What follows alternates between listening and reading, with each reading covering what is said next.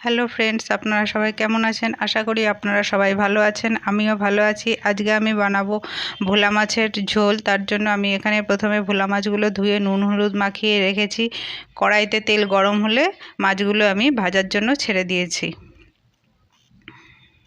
এবার আমি মাছগুলোকে উল্টে দেব।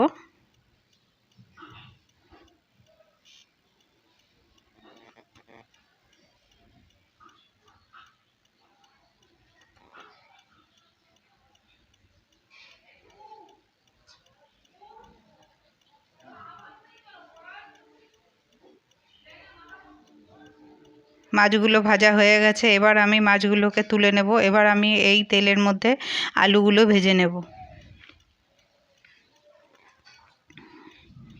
এখানে এই যে আলুগুলো আমি দিয়ে দিলাম।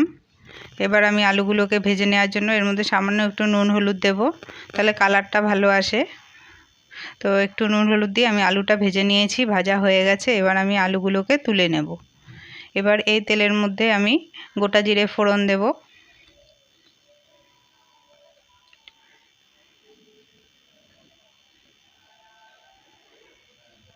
এরপর এর মধ্যে আমি যে পেস্ট করা মশলাটা রেখেছিলাম, আমি এর মধ্যে প্রথমে রসুন বাটা আর পেঁয়াজ কুচিটা দিয়ে ভেজে নেব। রসুনের কাঁচা গন্ধটা না থাকে, তাই পেঁয়াজ আর রসুন একসাথে দিলাম। এরপর এর মধ্যে দিয়ে দেবো টমেটো কুচি, দিয়ে আবার একটু নেড়ে নেব।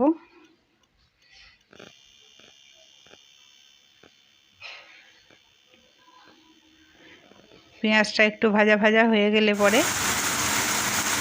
এর মধ্যে আমি দিয়ে দেব আদা কাঁচা লঙ্কা বাটা আর যে মশলার পেস্টটা করে রেখেছিলাম, জিরে ধনে গুঁড়ো আর কাশ্মীরি লঙ্কার গুঁড়ো দিয়ে সেটা দিয়ে দেবো। এবার দিয়ে দেবো লবণ পরিমাণ মতন, হলুদ গুঁড়ো দিয়ে খুব ভালো করে মশলাটা কষাবো।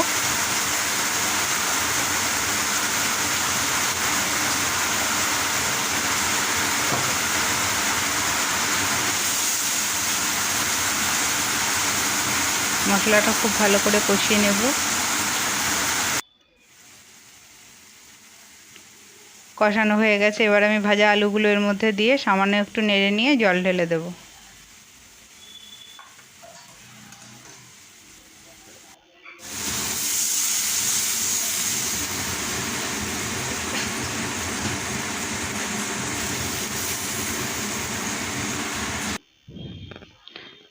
মিনিট 5 পরে ফিরে এসেছি ঢাকনা খুলে দিয়ে। তো ঝোলটা এখানে ফুটে গেছে। আমি এখানে মাছগুলো দিয়ে আরও 2-3 মিনিট ফুটিয়ে নেব। আলুটাও সেদ্ধ হয়ে গেছে, ঝোলের কালারটাও খুব সুন্দর এসছে।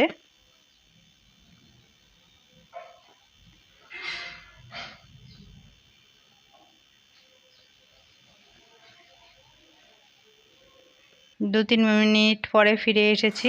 এবার আমি এর মধ্যে সামান্য ধনেপাতা ছড়িয়ে দেব। তো গন্ধটা খুব সুন্দর হবে, খেতেও দারুণ হবে।